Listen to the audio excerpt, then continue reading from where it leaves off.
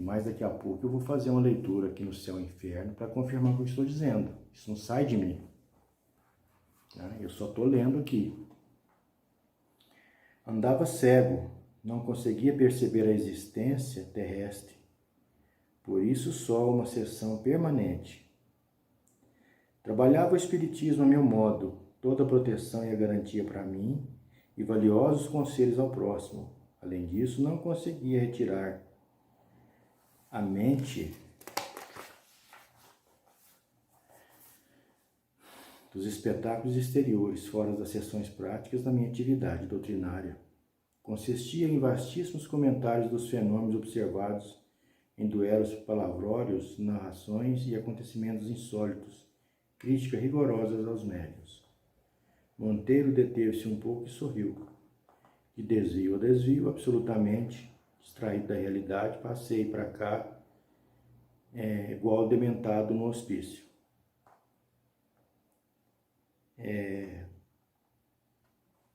Aqui ele vai fazer alguns comentários que ele recebeu socorro da ministra veneranda, que também não vai mudar muito.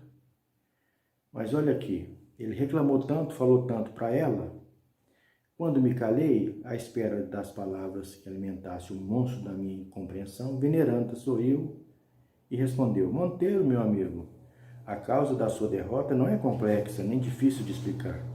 Entregou-se você excessivamente ao espiritismo prático, junto aos homens, nossos irmãos, mas nunca se interessou pela verdade prática do espiritismo junto a Jesus. Qual que é o espiritismo junto a Jesus?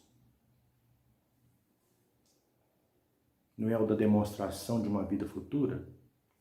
Não é da demonstração das leis de Deus, da lei natural? Em momento algum você vê isso aqui. Ele não fala disso. Aqui é o culto à personalidade de Jesus. E o mais interessante, que de Otávio até Monteiro, é um sofrimento atroz. São espíritos absolutamente sofredores e que não conseguem enxergar o mínimo de paz.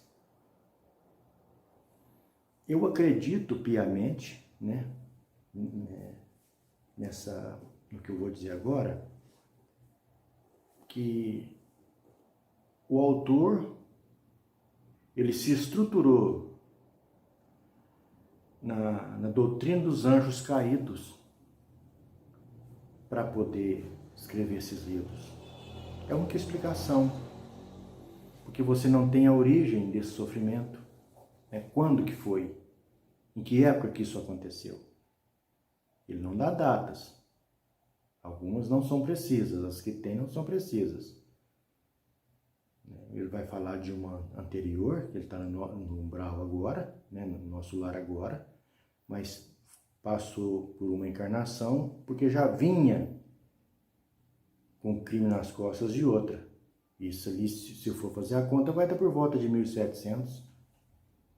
Onde é que tinha casa espírita nessa época? Olha como que era o mundo nessa época. Isso precisa ser respondido, gente. De novo, isso precisa ser respondido, porque é uma dúvida muito grande. E por que vem a dúvida? Por isso aqui, ó, no Céu e o Inferno, ele está aqui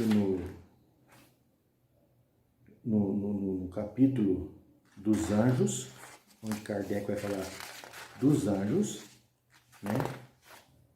no item 12, os anjos segundo o Espiritismo. Isso aqui não é grande, é pequeno, mas as pessoas vão entender bem. Não há dúvida que existem seres dotados de todas as qualidades atribuídas aos anjos.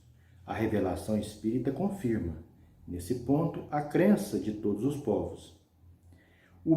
Ao mesmo tempo, nos pondo a conhecer a natureza e a origem desses seres. Aqui vai dizer: as almas ou espíritos são criados simplesmente, as almas e os espíritos são criados simples ou ignorantes, quer dizer, sem conhecimento e sem consciência do bem e do mal, mas aptos a adquirir tudo isso que lhes falta. Eles o adquirem pelo trabalho. Pelo trabalho. O alvo, que é a perfeição, é o mesmo para todos e eles o atingem com maior razão dos seus esforços. Não, eu li errado. Com maior ou menor rapidez, de acordo com o uso que fizerem do seu livre-arbítrio e na razão dos seus esforços. Todos têm que percorrer os mesmos degraus com o mesmo trabalho a cumprir. Deus não dá uma obrigação mais pesada nem mais leve a uns ou e a outros, porque todos são seus filhos. Sendo ele justo, não tem preferência por nenhum. Deus lhes diz: eis a lei que deve guiar a vossa conduta. Só ela vos pode conduzir ao alvo. Tudo que estiver de acordo com essa lei pertence ao bem. Tudo que contrariar pertence ao mal. Sois livres de observar ou de infringir de maneira que sereis os arbítrios da vossa própria sorte. Onde é que está a lei de Deus? Na consciência, na nossa consciência. Que nós já temos consciência para entender isso. Né? Deus, portanto, não criou o mal. Todas as suas leis conduzem ao bem. Foi o próprio homem quem criou o mal, infringindo as leis de Deus. Se ele as observasse escrupulosamente, jamais se afastaria do bom caminho.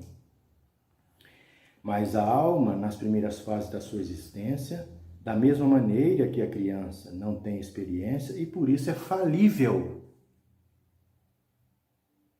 Né? Ela é falível. Por que eles estão falindo? Por isso que eu entendo que isso aqui é a doutrina dos anjos caídos. Para justificar todo esse sofrimento. Mas a alma, já li, né? Deus não lhes dá experiência, mas lhe concede os meios de adquiri-la. Cada passo falso no mau caminho representa um atraso para a alma. Ela sofre as consequências do erro e aprende à própria custa o que deve evitar. Tem alguma coisa, gente, a ver com mediunidade aqui? Com queda na mediunidade? Com queda no trabalho que propôs fazer por Jesus? O que Jesus tem a ver com isso aqui? O que Jesus tem a ver com o Espiritismo? Jesus tem a ver com o que o Espiritismo tem a ver com o que Jesus ensinou. Com o que Jesus ensinou. É diferente. É bom que se entenda isso.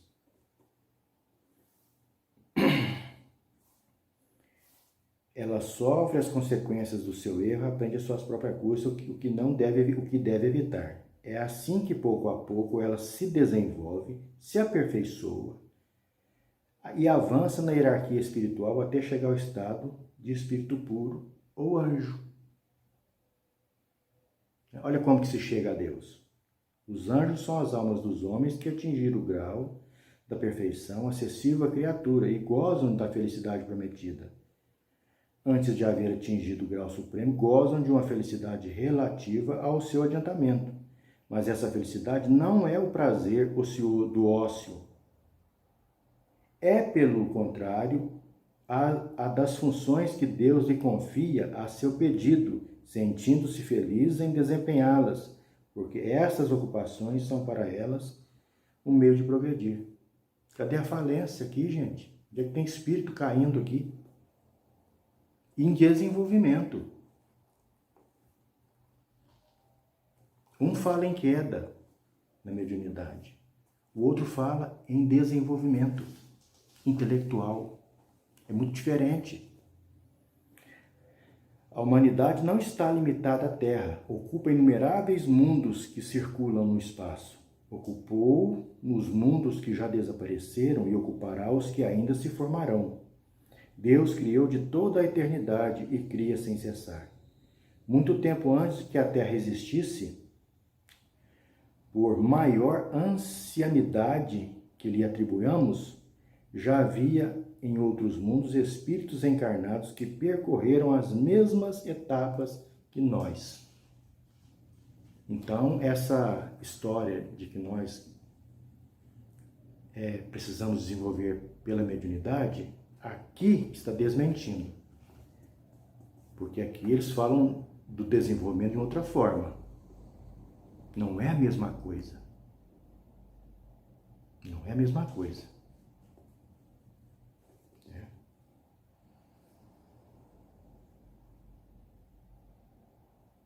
Caminho que eles percorreram chegando e tal. Chegando ao seu destino antes que mesmo que nós houvéssemos saído das mãos do Criador. Por toda a eternidade sempre houve anjos ou espíritos puros, mas com a sua existência, humana, como a sua existência humana se perde no infinito do passado, temos a impressão de que eles sempre foram anjos.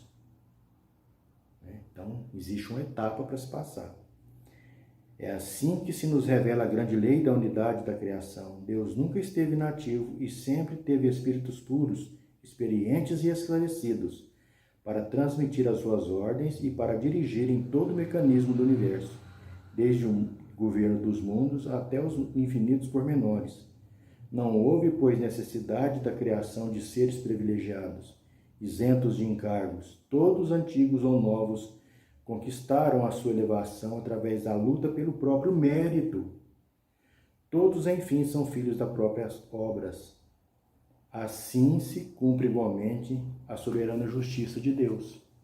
É o que informa o Espiritismo, que é muito diferente do que está aqui. Então fica muito difícil, de entender esses livros. O que eu estou fazendo aqui é uma coisa superficial, porque se for entrar mesmo no cerne do livro, eu talvez não conseguiria, porque eu tenho esse parâmetro aqui que é da codificação. Tem questões psicológicas, aqui tem contradições. Eu mesmo li aqui agora, li no vídeo passado, né? E com toda certeza passou de percebido por todos. Ninguém percebeu. É muito provável que não tenha percebido, apesar que a minha leitura é muito ruim. Mas, para o que eu estou querendo dizer, está ajudando. Eu espero que as pessoas possam aproveitar esses vídeos, possam estudar mais, conhecer a codificação.